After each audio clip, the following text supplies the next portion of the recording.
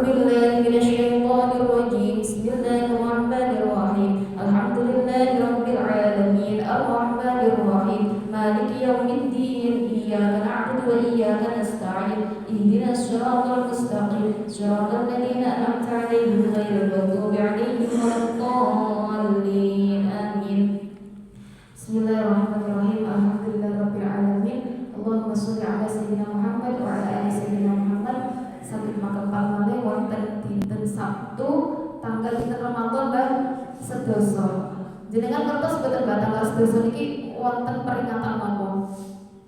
Boten kok peringatan 20 hari lagi menjelang lebaran, boten. Tapi peringatan apa Mbah? Setiap tanggal 10 Ramadan kita memperingati wafatnya Ummul Mukminin Sayyidah Khadijah radhiyallahu taala anha. Monggo sareng-sareng kita maos Fatihah kagem beliau, mugi kita sedanten saged mangkempal dinten surgane Gusti Allah kempal bersama dengan wanita-wanita sholihah, bersama dengan salah satu istrinya Rasulullah Muhammad SAW. Al-Fatihah.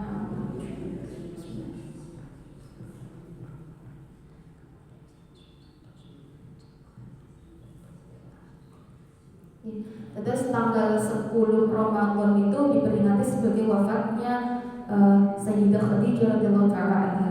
Sayyidah Khadijah itu garwa pertamanya Kanjeng Nabi. Ketika beliau menikah dengan Nabi Muhammad SAW, beliau usia berapa Mbak? Wonten sing kertas? Sayyidah Khadijahnya 40 tahun. Sedangkan Kanjeng Nabi usianya berapa? 25 tahun. Selisihnya lumayan ya Bang. Selisihnya kurang lebih sekitar 15 tahun.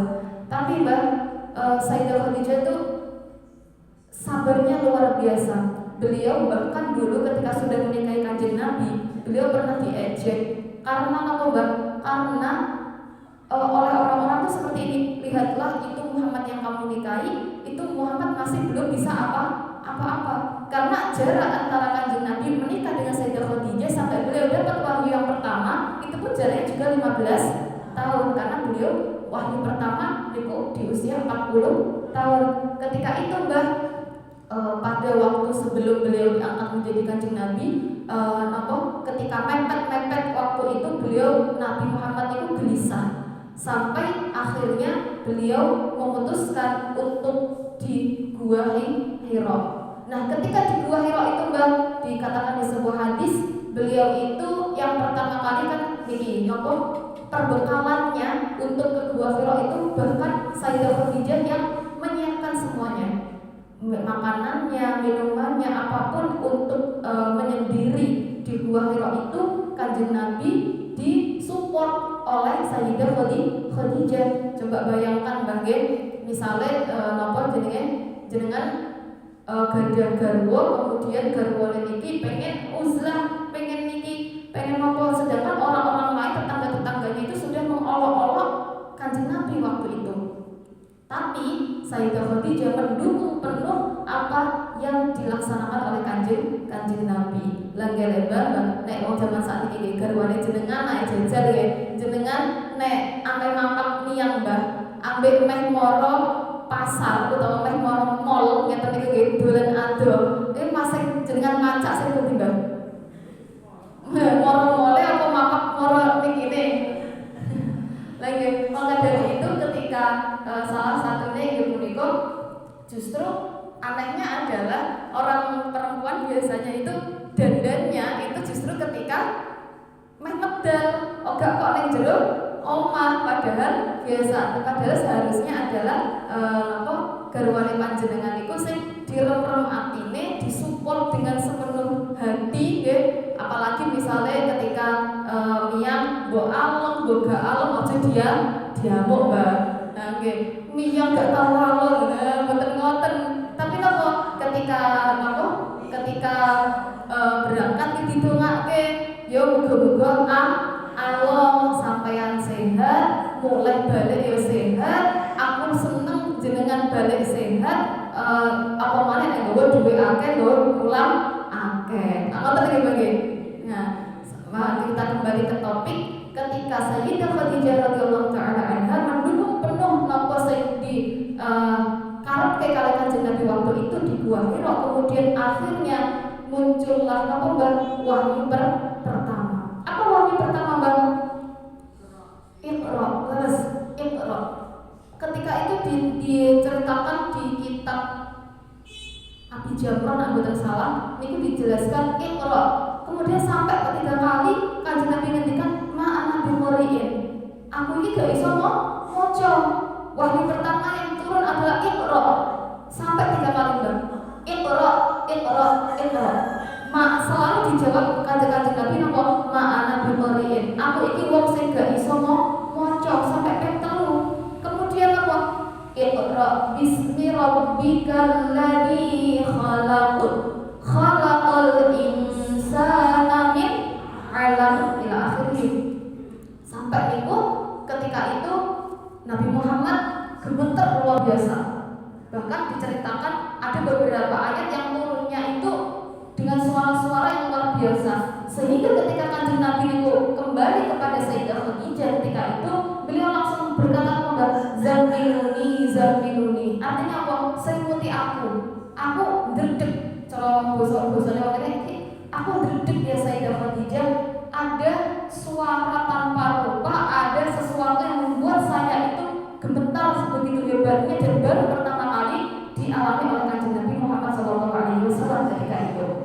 Maka dari itu yang pertama kali diceriosi Kanjeng Nabi terkait dengan ayat pertama yang turun tadi, itu adalah Sayyidah Khadijah, dan orang pertama yang iman juga Sayyidah Khadijah. Karena sebelumnya Mbak Sayyidah Khadijah itu orang perempuan yang luar biasa hebat. Beliau terdidik, beliau berpendidikan, dan beliau itu tahu bahwasanya ada tanda-tanda kenabian di diri Kanjeng Nabi Muhammad SAW. Maka beliau itu mensupport penuh apa yang menjadi keinginan dari Kanjeng Nabi Muhammad SAW ketika itu. Nah, setelah itu Zamiluni akhirnya diterima kali Sayyidah Khadijah. Kemudian beliau juga, saya tahu Sayyidah Khadijah itu juga yang pertama kali iman kepada Kanjeng Nabi sallallahu alaihi Muhammad. Maka dari itu nek boten salah di wonten napa syairan sa'duna min dunya fawzuna bil ukhra bi Khadijah al-kubra wa Fatimah az-Zahra bi Khadijah al-kubra wa Fatimah az-Zahra sallallahu alaihi Muhammad. Terus niku salah satu syairan ingkang setunggal kita waos wau ya punika salah satunya bertawasul dengan saatnya di dunia, ya Allah bahagiakanlah kita di dunia, fauzuna fil ukhra, dan bejokanlah bejo bahasa Indonesia apa lagi? Beruntungkanlah kita di akhirat. Kemudian apa di Khadijah al-Kubra dengan wasilah adalah Sayyidah Khadijah al-Kubra wa Fatimah az-Zahra dan Sayyidah Fatimah az-Zahra. Nah niku sedikit cerios tentang Sayyidah Khadijah az-Zahra, perempuan Sayyidah Khadijah al-Kubra, perempuan yang sangat luar biasa, dan beliau adalah orang yang pertama kali iman dan mensupport penuh Kanjeng Nabi Muhammad SAW.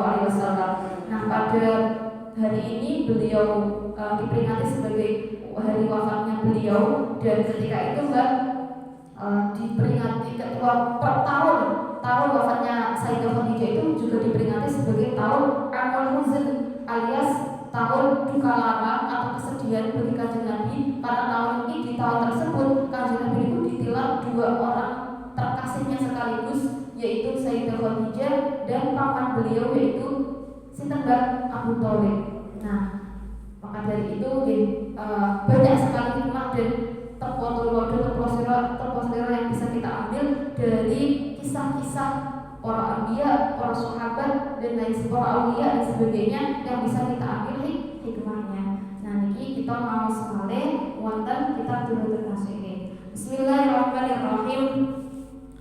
Ruwiyah dan riwayatake an-Wahab an-Nabi sallallahu alaihi wasallam, sesungguhnya Kanjeng Nabi Muhammad sallallahu alaihi wasallam qala itu dawuh sinten Kanjeng Nabi, man utawi sabating wong Salama kan maca salam artinya sholawat sepeman alaiya ing atase ingsun asyran ing kaping 10 faka'annama moko kaya-kaya ana sapa man attaqo iku bebasake sapa man rokobatan budak. Barang siapa yang dia membaca sholawat kepada Kanjeng Nabi sebanyak 10 kali, maka seolah-olah dia adalah sedang memerdekakan budak. Zaman riyen perbudakan masih luar biasa. Setelah kita pun dulu sejarahnya dijajah oleh penjajah untuk Jepang, Belanda dan sebagainya, itu kita juga pernah pribuminya itu juga pernah terjajah, ada perbudakan dan sebagainya. Maka kita harus bersyukur, beruntung kita itu sudah merdeka. Berapa tahun merdekanya?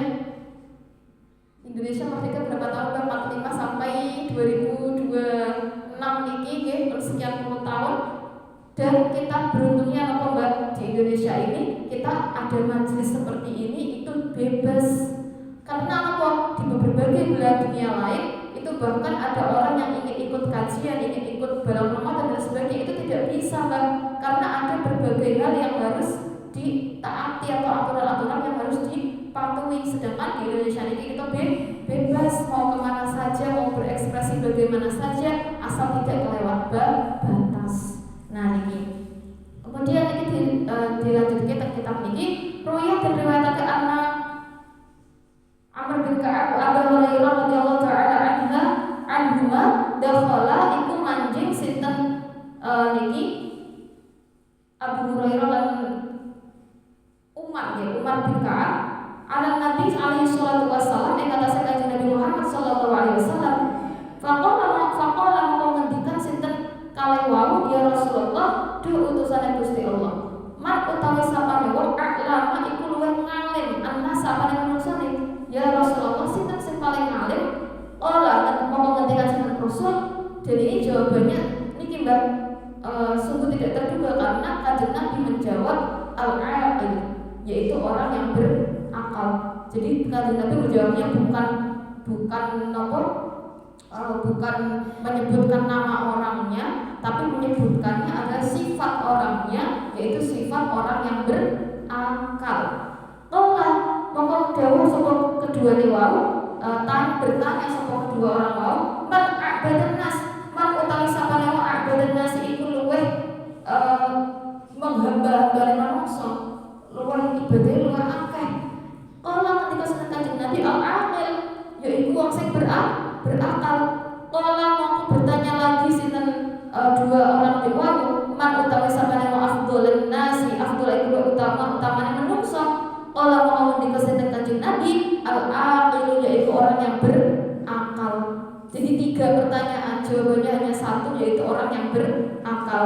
Likulli syai'in, karena saben-saben suci-suci alatun utawi ana alate, wa alatul mukminin utawi alate wong ingkang beriman, al-aqlu yaiku berakal, akal Mbak. Walikul qaumin lan iku tetep saben-saben kaum roe iku ana cancangane, wa ra'ayal mukminin lan utawi cancangane wong iman, al-aqlu yaiku akal. Walikul qaumin lan iku tetep ing saben-saben kaum wayatun iku utawi ana pungkasan wong wayatun ibadah utawi pungkasan-pungkasane wong ingkang ahli ibadah, al-aqlu yaiku akal. Dan akal inilah yang membedakan antara manusia dengan hayawan lainnya, karena ada juga pengendikan itu al-insanu hayawanun natiq, yaitu manusia itu adalah sebenarnya hewan yang berakal. Kita yang membedakan akal kita dengan akal hewan yang lain, yaitu apa Mbak? Akal kita difungsikan sebagaimana dengan fungsinya. Digo mikir, salah satunya mikir apa? Mikir angan-angan kebesarannya Gusti Allah. Nek otak yang manusia ini kan juga luar biasa bagi. Ibaratnya ada wong mawon niku nek otak jenis kepalanya, misalnya kepalanya terbentur, itu aja bisa pusing dan lain sebagainya. Artinya otak adalah organ yang harus kita lindungi.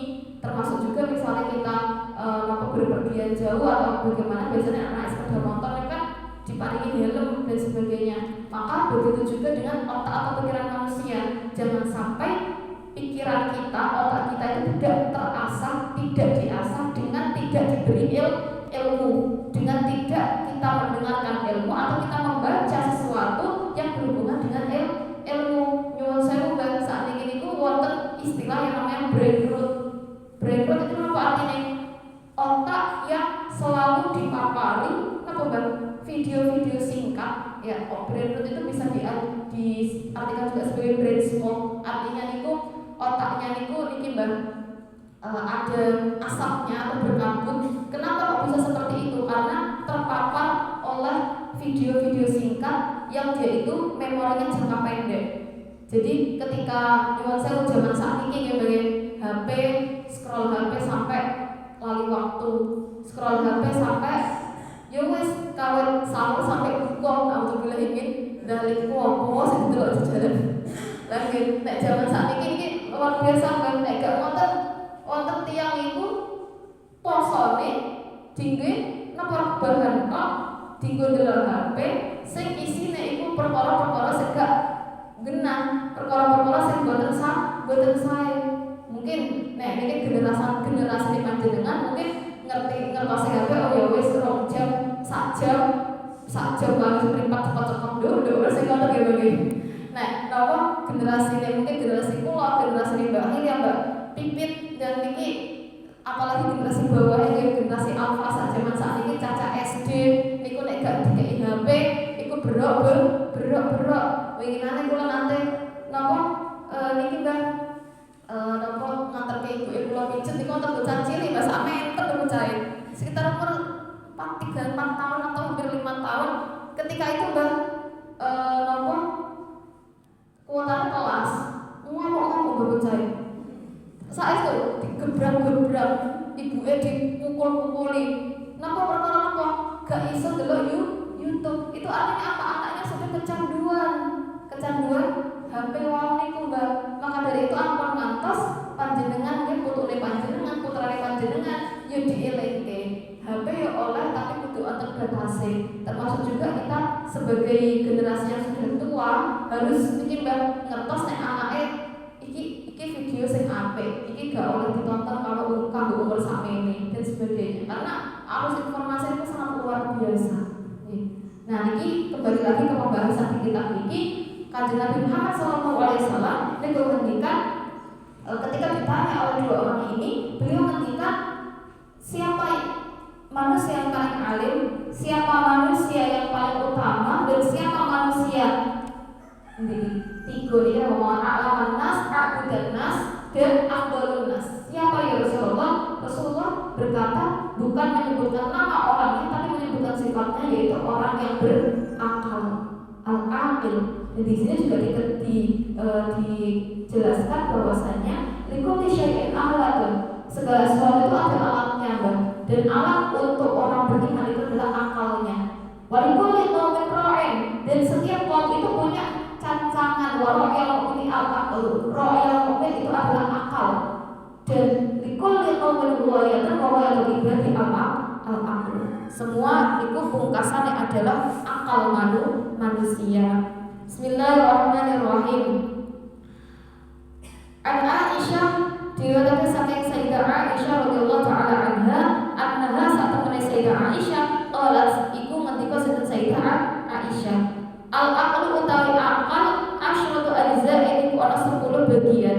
Khamsatan utawi 5 min hasani asyratu ajza' dhahiratan iku dhahir, wa khamsatan utawi 5 min hasani ajza' batinatan iku batin. Amat dhahiratu anapan utawi 5 awal dhahire al-aqlu wau. Fa awwaluha maka utawi kawitane asyurtu iku som meneng. Kama qala alaihi salatu wassalam ketika Kanjeng Nabi Muhammad sallallahu alaihi wasallam, man utawi sapane wong sholata iku lamun meneng sukuman najan maka selamat sapa wong. Meneng kan? Maksudnya meneng iki berbeda gak meneng terus kawin ambek keluargane gak gelem ngomong boten kan, tapi napa bicaralah seperlunya. Wonten salah setengah ketika niku man kafuru kalamuhu kafuru khati'atuhu, sapa wonge sing akeh ngomongnya maka bakal akeh kesalahane. Maka dari itu boleh kita berbicara, apalagi perempuan, bagi perempuan itu butuh 10.000 15.000 kata setiap harinya untuk dibicarakan. Bahasa zaman saiki mungkin Mbak ini yang ngomongin niku yeping Mbak. Nggih, basa yeping anak zaman sekarang nggih. Karena niki memang perempuan itu pengen ngomong terus ngoten Mbak nggih. Tapi nggih ngoten kedah wonten rime ngertos tempate, ngertos napa tempatnya, keadaan dan sebagainya. Boleh kita ngomong asal omongan kita itu berfaedah. Maka dari itu, ketika kita tidak bisa berbicara yang baik, falyaqul khairan aw liyasmut. Kalau misal kita tidak bisa berbicara dengan baik, maka kita diam tapi aja menengah terus kosong pikirannya apa gitu meneng pikir kita mau sholawat sekata. Allahumma sholli ala sayyidina Muhammad. Kemudian apa paling wasaliah utawi kekabar tiga al-hilmu yaitu bijaksana. Wasaliah utawi kekabar tiga at-tawadhu yaitu tawadu. Kama qala alaihi salatu wassalam, kalau ketika Nabi Muhammad sallallahu alaihi wasallam, man utawi sakane wong tawadhu'a iku man utawi sakane tawadu sapa man rafa'a maka ngangkat ing Allah subhanahu wa ta'ala. Wa man utawi sakane wong takabur iku lamun gumedhe sapa man wa doa maka bakal nyelahke utawa artine niku mengasorake ing Allah subhanahu wa ta'ala. Yang kedua yaitu bijaksana, yang ketiga yaitu tawadhu. Barang siapa yang dia itu bertawadhu ada asal DP insyaallah bakal diangkat derajatnya dengan Gusti Allah. Dan barang siapa yang dia bertakabur, sombong, senang pamer, riya dan sebagainya, maka yuhaidata Allah niki Mbak hati-hati wae mangsane gak suwe. Warabiuna utawi kang kabebakat al-amru yaiku perintah bil ma'ruf kelawan ma'ruf wan nahyi lan melarang anil munkar saking kemungkaran.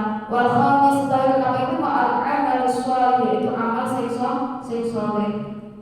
Lima akal zahir yang diceritakan oleh Sayyidah Aisyah ini yaitu yang pertama adalah apa mau asuntu menang, sing nomor 2 bijaksana, yang nomor 3 tawadhu, nomor 4 ini amar ma'ruf nahi mungkar, dan yang kelima yaitu adalah apa nih Mbak al-amal as-sholih atau amal yang soleh. Terkait dengan amar ma'ruf nahi mungkar ini Mbak perintah kebaikan dan kita juga menghindari apa yang namanya larangan-larangannya Gusti Allah. Nyuwun sewu Mbak, jangan saat ini malih bocah-bocah saat ini itu luar biasa. Anak-anak SMP SMA itu sudah berani mengelabui orang tuanya dengan bilang apa? Oke sekolah, betul itu misalnya kita bagi bocah poso sekolah mulai wis kabur dhisik dari itu apa Mbak? Makan minum ning arepe Indomaret. Niku kula temui iki beberapa hari yang lalu. Saat sekolah bocah SMA makan minum bahkan ngerokok ning arepe Indomaret dan piyambak niku mboten niki gak wedi apa gak apa blas iki. Berarti kalau gak ada moral, ada akhlak dan ada pengawasan, mungkin ada pengawasan orang tua yang perlu diperbaiki ketika kita sudah melihat hal-hal seperti itu. Mari jangan menormalisasikan anak itu SMA atau agung harusnya kan sudah berusaha untuk berpuasa. Kita juga berusaha juga untuk menghormati orang yang berpuasa dan sebagainya. Maka jangan menormalisasikan yang namanya ala isih bocah cilik. Kecuali misalnya cah PAUD mau poso ya piye. Misalnya anak SD pun itu juga ada yang biasanya nak cacile ke poso bedung. Tapi Mbak putrane jenengan putune jenengan diwarai tenanan nek napa poso iki kudu poso. Nek salat kudu salat sing tenanan, poso tenanan, salat tenanan. Nyuwun sewu kula bahkan ndek winginan niku ngecek story nggih, story HP sering WA ngeten niku bocah. Iki bocah mriki wonten niku piyambake napa Mbak mokel tapi di dulu nih pasang status WA. Astagfirullahaladzim, bocah ini maksudnya piye caca. Nah gini kok nopo tumbas pecel jam 11 awal. Yo anak sopo gini kijan. Maka dari itu kadang niku bocah niku yo. Tapi niku pun ageng kok Mbak. Sing kula cerios ini karena temane adik kula, temane Dik Fadol. Niku nggih lare sekitar mriki, tapi nek di niku kula mboten ngertos asmane, tapi ngertos bocahe. Ya bocah iki kok iso mokel jam 11 tuku sego pecel digawe story sisanan. Niku kan berarti seolah-olah dia itu niki Mbak. Lah nggih, niku jajal. Nah, mungkin tiap sing adol mungkin adole pengene dituku niki nggih, dituku sinten wong sing gak napa nembe mboten soal misalnya orang sing haid atau orang yang sebagainya, tapi hati-hati nek ngedoli bocah sing ngoten niku. Nggih. Sallallahu alaihi Muhammad. Wa amal batin telah apa mengetahui kang batin wallahu alam bisawab. Niki Mbak Hilya kali Mbak Pipit setunggalnya pun Mbak kebetulan mriki. Nang SD nggih. Niki bakal menyampaikan 1-2 patah kata Mbak mergi niki Mbak rencang-rencang KKN niki Mbak AKN niki badhe pamitan Mbak cepet Mbak nggih. Nah niki monggo saged